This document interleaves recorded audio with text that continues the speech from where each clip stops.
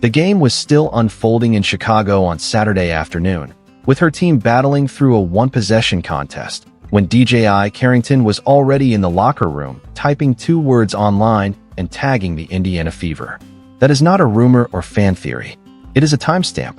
Yet the detail almost nobody is examining is what the referee said into the microphone before any of it happened. 3 specific pieces of ruling language, words that carry real weight inside a league office. I will return to those words because they explain why this story is not finished and why Carrington could still hear from the WNBA this week. So let us break it down like a newsroom would, beat by beat, receipt by receipt. Saturday, August 8th, 2026, Chicago. The Sky hosted the Indiana Fever in a building buzzing before tip-off, and not entirely because of basketball, but we will get there. Late in the first quarter, Chicago led 18-17. Just 1 point, nothing dramatic. Carrington had been the best player on the court to that point, and that deserves fairness because it matters.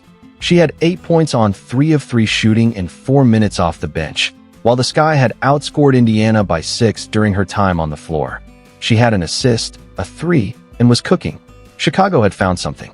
Then, with about 2 minutes remaining in the opening quarter, everything vanished in roughly 1.5 seconds. Sophie Cunningham broke loose on a fast break with a clear path to the rim. Carrington chased her and swiped down with her left arm across the face and neck area, sending Cunningham onto her backside without a chance to brace or protect the fall.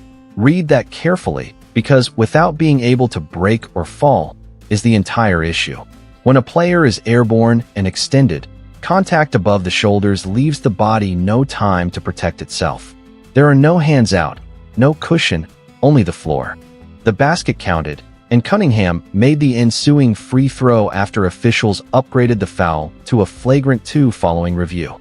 She got up, completed the sequence, made the free throw, and then made her feelings unmistakably clear, which is when this stopped feeling like an ordinary basketball play. Before going further, tell me in the comments whether you viewed that as a basketball play or something beyond it, and follow along for the league's ruling when it arrives. Now comes the part separating this breakdown from the hot takes spreading today, the actual review and the actual words. This did not begin as an ejection. The situation changed completely once officials reviewed the play. What began as a flagrant 1 became a flagrant 2, meaning Carrington was no longer staying in the game. The referee explained that the foul involved a wind-up, impact, and follow-through, with a high potential for injury against a vulnerable player. Those terms matter because they represent the factors officials use when determining whether contact crosses the line into unnecessary and excessive play. Once those details were announced publicly, the ruling became part of the official record with very little room for interpretation. Carrington appeared stunned as she heard the decision, then headed toward the locker room after scoring 8 points in 4 minutes while Chicago held a 1-point lead. Her night had changed instantly. But the tension escalated when Sophie Cunningham quickly got back to her feet and confronted Carrington, even appearing to shove her slightly before Michaela Timpson and security intervened. A brief confrontation followed until officials separated them, with Fever staff and Timpson holding Cunningham back as head coach Stephanie White stepped onto the court. The scene showed how quickly the moment could have turned into something much bigger inside a packed arena. Cunningham later summarized her reaction with 2 blunt words: "I popped up." That response fit the reputation she has developed as a player who refuses to let teammates feel unprotected. This time, she believed she had been targeted and responded immediately. Whether people agreed with her reaction or not, it was hardly surprising. Then the controversy moved beyond the court. Carrington, who had scored 8 first-quarter points, posted on Threads during the game, "White privilege at Indiana Fever," tagging the franchise directly. Her teammates were still playing and trying to secure the victory when she made the accusation publicly, turning an already heated basketball incident into a much broader controversy. That was what stunned even neutral observers. It was not simply the foul or the ejection. It was the fact that within minutes of leaving the court, Carrington did not stay silent or say she would address it later. Instead, she sent a 2-word accusation directly toward the opponent's official account while the clock was still running. To understand why that particular accusation exploded so quickly, though, you have to understand the controversy surrounding Cunningham over the previous several weeks. Cunningham had become the center of attention after comments in an ESPN article published the previous month, where she expressed support for excluding transgender girls and women from girls and women's sports. That story turned her into one of the most discussed role players in America.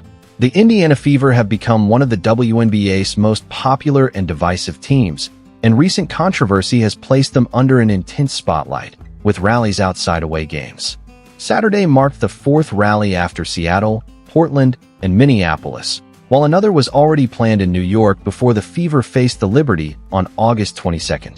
Even teenagers in Indiana's stands wore shirts referencing sex chromosomes and carried signs supporting Cunningham. So the game was already politically charged before tip-off. Then a flagrant 2 was called on the exact player at the center of the controversy, creating an explosive situation. So what did Chicago say? This is where things became awkward. Sky head coach Tyler Marsh was asked about Carrington's social media post and responded, "I have to get back to you on that because I'm just now hearing about that. So, yeah, we'll handle that." Those words made it obvious his post-game press conference had suddenly become more complicated. And honestly, I believe him. Coaches are focused on a 4-point game, not refreshing threads. Still, "we'll handle that" sounds a lot like coach speak for an internal issue, strongly suggesting nobody inside Chicago had approved Carrington's message. But Cunningham had no intention of letting the accusation go unanswered, and her response came with a receipt. "I think the league is taking care of that," she said. "This has nothing to do with race. Last year, I did the same thing and I got kicked out, and I deserve to be kicked out. There's no reason even to play that card." That may have been the strongest line of the night because Cunningham was not arguing emotion. She was pointing toward precedent, specifically her own. Her message was simple. She committed a hard foul, was ejected, and accepted that punishment. Same standard, same consequence, no special treatment. When someone can point directly to their own disciplinary history as evidence, that argument becomes difficult to dismiss. Cunningham was equally direct about the foul itself, saying she believed it was intentional during Indiana's 90-86 victory. "Clearly, I think it was unnecessary," she said. "I've never really spoken to her, and I have no beef with her, but I guess she has some pent-up stuff." Cunningham's response was strikingly cold, and arguably more effective than yelling because it framed the incident as another player's unresolved emotions landing on her. Yet one major detail was easy to miss. Fever head coach Stephanie White did not fully agree with Cunningham's interpretation. White called it a hard foul, but said she did not believe Dijonai intentionally targeted Cunningham's neck. Still, White agreed the flagrant 2 was the correct ruling. That created an important distinction. She supported the ejection and severity of the punishment while refusing to claim the contact was deliberate. That is the difficult position a coach has to navigate. Protecting a player without making an accusation that intent is nearly impossible to prove. White offered the professional response, while Cunningham offered the emotional one. Both perspectives can exist together. The bigger question now is discipline. An ejection can lead to additional league review, especially with recent precedent involving contact above the shoulders. Earlier this season, Alyssa Thomas had a foul against Caitlin Clark upgraded to a flagrant 2 after contact with Clark's throat during a scramble, followed by a 1-game suspension. That recent example makes Carrington's situation worth watching. Carrington also has previous disciplinary history involving aggressive contact. Against Seattle, she received a flagrant 1 after chasing Skylar Diggins on a fast break and making contact with her head while attempting a block from behind. The similarity to Saturday's incident explains why some viewers felt the latest foul was predictable.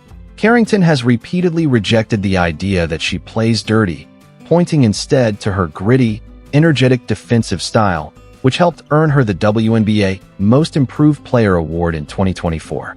Critics have called that aggression reckless, while Carrington has defended herself online.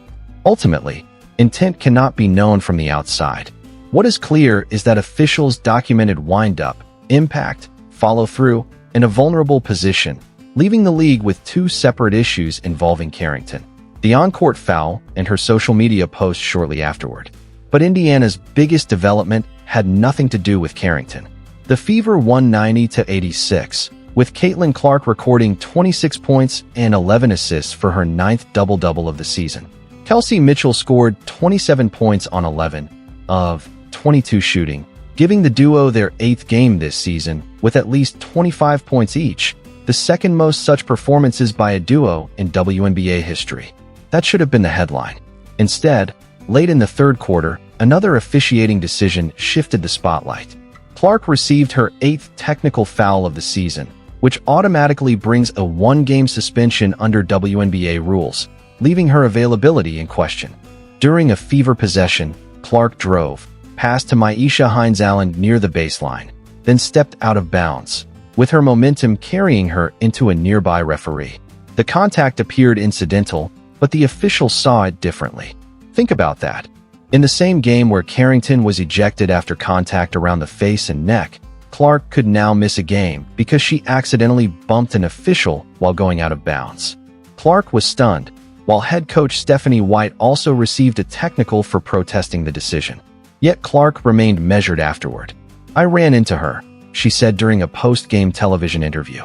She added that she had already watched the replay and would let the league decide. That restraint matters because another technical would only raise the stakes. Clark now faces a 1-game suspension against the New York Liberty on Tuesday unless the technical is rescinded. Indiana can appeal, but the Fever have already appealed several of Clark's technicals this season without winning one. Her 8 technical fouls lead the WNBA this year, while only 5 players have recorded more than 4. So far, Indiana's appeal record offers very little reason for optimism. That is hardly encouraging, especially with the Fever sitting at 20-12 and fighting for playoff seeding. They could enter New York on Tuesday without the 24-year-old averaging 21.2 points, 4 rebounds, and 8 assists this season, after already missing 4 games with a back injury. New York will be loud regardless, particularly with another rally supporting Cunningham scheduled ahead of the Fever's August 22nd matchup against the Liberty. Now return to those 3 words from the referee's microphone: wind up, impact, follow through. They were publicly announced during the broadcast and are permanently attached to the official record. That matters because the league does not review the play from scratch. It begins with what the officiating crew already determined. Add Carrington's mid-game social media post, which her own coach said he would handle, plus Cunningham publicly pointing to her previous ejection as a standard, and the WNBA has a situation it cannot simply ignore. My view is straightforward. The foul deserved the punishment it received, and Cunningham handled the aftermath better than almost anyone involved. She took the contact, got back up, finished the sequence, made the free throw, and answered the accusation with a fact instead of an insult. That was powerful. But the bigger controversy may be the possibility of a superstar missing a game because of an incidental shoulder bump with a referee while stepping out of bounds, during the same game in which another player was ejected for contact around the neck. If the league wants the officiating debate to settle down, that contradiction needs to be addressed clearly. Right now, the story includes an ejection, a 2-word social media post, a coach saying, "We'll handle that," a player using her own disciplinary history as evidence, and a potential suspension hanging over one of the sport's biggest stars. If Clark's appeal fails, Tuesday's game in New York could become one of the season's most heavily scrutinized matchups. And if the league adds further discipline to Carrington's ejection, Chicago's problems will extend beyond the 4-point loss. So where do you stand? Was Carrington's foul simply a basketball play, or something more? And should Clark's technical be rescinded before Tuesday? Share your take in the comments, and follow along for the league's decisions on both Carrington and Clark.